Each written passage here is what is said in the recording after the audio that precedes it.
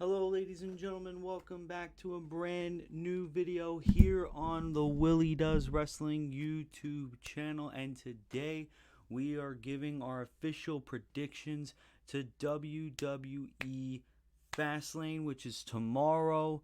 I think there's only 5 matches on the card. You know how it is for these prediction videos. We go through all the matches one by one and we predict who we think will win. We don't go off of who we want to win on this channel. We go off who we think will win. Of course, this is personally my opinion. It might not be the same as yours, so be sure to leave your predictions down in the comments below with your reasons why. Thank you so much for all the support on the recent content. Be sure to check out all the content you may have missed on the channel, including the universe mode. And yeah, that's about it. Let's go through all of these predictions for all the matches currently announced for Fastlane as of October 6, 2023. There might be 1 or 2 more matches announced, but honestly, I don't see much else being announced. 1, 2, 3, 4. Yeah, 5 fucking matches announced. Fucking crazy. Alright, so we're going to start off with what's clearly the main event.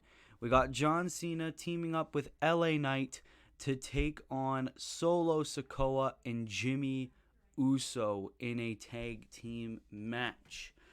This has to be the start of a mega push for LA Knight to team with John Cena to take on the Bloodline in the main event of a pay-per-view is absolutely insane. They're going to push LA Knight to the moon, and I'm absolutely happy with that.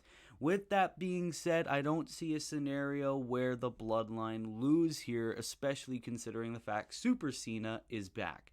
So with that being said, I kind of have to say John Cena and LA Knight, and whether or not this could lead to a one-on-one match between John Cena and LA Knight, or if this leads to Roman Reigns versus John Cena or something like that, or maybe Roman Reigns versus LA Knight, who knows? But I'm going to say the baby faces get the win here, obviously, and maybe there'll be a little bit of, Solo doesn't trust Jimmy, or Jimmy doesn't trust Solo, a little bit of cracks in the bloodline, which could lead to the Bloodline losing in this match. But I definitely say John Cena and LA Knight get the win here. And then we got Seth freaking Rollins defending the World Heavyweight Championship against Shinsuke Nakamura in a last man standing match. Now, I know a lot of people are preying on Seth's downfall here, considering the fact that his world title run hasn't been as rainbows and unicorns as we wanted it to be. It's almost as if it's the secondary title on Raw, with the Intercontinental Championship currently being held by Gunther being the number 1 championship. So, I know a lot of people might want Nakamura to win the championship, but here I don't see it. I don't see Shinsuke Nakamura winning the championship. As much as, oh, Seth's back, though, he might have to get surgery and all that. I'm thinking they're going to do the obvious babyface underdog story, pretty much. And I'm thinking Rollins retains and he loses it to someone like possibly a Gunther, like possibly a Drew McIntyre, or a heel competitor on Raw. Maybe even a Damian Priest once he decides to cash in that Money in the Bank contract. I don't see a scenario where Shinsuke Nakamura holds the World Championship, especially in a Vince McMahon type era. Like, Triple H would gladly put the title on Nakamura, and Nakamura is killing it as a heel right now, but I don't see a scenario where he holds that title. So with that being said, I'm saying Seth Rollins overcomes the odds and retains the World Heavyweight Championship. Then we get to a triple threat match, the WWE Women's Championship on the line. Io Sky defends against Asuka and Charlotte Flair. And I don't know how I feel about this match. Io Sky's reign is about 2 months old up to this point, and there's not a lot to really show for it.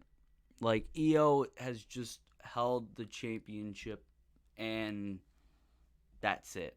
You know, she's not the main focus a lot. The SmackDown Women's Division, as star-stacked as it is, it's lacking very, very bad. I want Io to retain here, but I'm thinking, and I know that I say this all the time in Charlotte Flair matches, but here I'm thinking Charlotte becomes a 15-time women's champion. She melts if she doesn't have a championship. I'm thinking Charlotte wins the championship in this triple threat match, which could lead to an Io versus Charlotte one-on-one match or something similar to that. Because I think they just gave Io the championship just to have her win it. Like, I thought her winning the title would lead to a dissension in Damage Control, but it didn't. It didn't even happen. I just have this huge feeling in my gut, especially with how much Vince McMahon loves Charlotte Flair. I'm thinking she wins the belt. And considering the fact we need a big title win on a pay-per-view, I'm thinking Charlotte wins here. Next is a 6-man tag team match between the LWO versus Bobby Lashley and the Street Profits, a.k.a. Hurt Business 2.0. We don't even know what 3 members of LWO are even going to be in this match. According to this graphic, it looks like it's Rey Mysterio, Santos Escobar, and Joaquin Wilde. I don't know who could possibly be in this match. A lot of people are saying, hey, maybe Joaquin Wilde and Cruz del Toro get injured by the Hurt Business, which could lead to someone like Carlito taking their place, because Carlito apparently signed a contract. So there's a lot of ways. This could go both ways, because they need to build the Hurt Business as a group. And, you know, but if Carlito were to ever come back, which I really don't see happen, then that means the LWO has to win.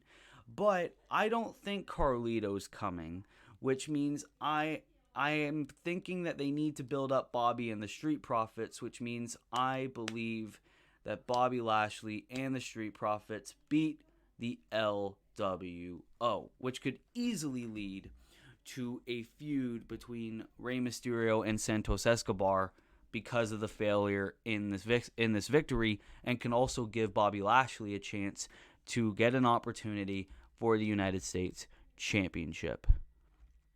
And then I think this is the last match on the card. Yep. The undisputed WWE Tag Team Championships. The Judgment Day, Finn Balor and Damian Priest defend against Cody Rhodes and Jey Uso. Why? Hey, I guess I can't complain, because this isn't Judgment Day versus Sami Zayn and Kevin Owens 700. It's against a different team, but it's like, come on, man. This is just an excuse to get Cody and Jey on the card. Whatever. I do not see a scenario where Cody and Jey become tag team champions. I don't think it's going to happen. I really think the Judgment Day will retain due to shenanigans. It happens in literally every single match that the Judgment Day are in. So I really do think the Judgment Day retains. What happens afterwards, who knows? Like, you got Rhea, you got Dom, you got JD McDonagh, you got a lot of fucking people who can interfere, and maybe Cody and Jey can't coexist or something like that. I don't know. Like, I would say Jey turns heel, but he's a red-hot babyface, so I don't see Jey turning heel. But either way, I see the Judgment Day retaining the tag team titles, especially now that Dom is, back to being the North American champion, which means they're going to want to milk this whole Judgment Day reign of dominance dry. So Judgment Day retain the tag team titles against Jey and Cody. With that being said, ladies and gentlemen, that concludes our Fastlane 2023 official predictions. Thank you so much for watching. What do you guys think is going to happen on the show? Who do you want to win? Do we see any debuts? Do you see any returns? Do you see any shocking moments happen? Heel turns, whatever. Leave your thoughts down in the comments below. Thank you so much for watching, ladies and gentlemen. Thank you so much for over 1,300 subscribers. Be sure to keep those numbers up. Like, subscribe, share with your friends. And until then, this has been your boy, Willie Does Wrestling.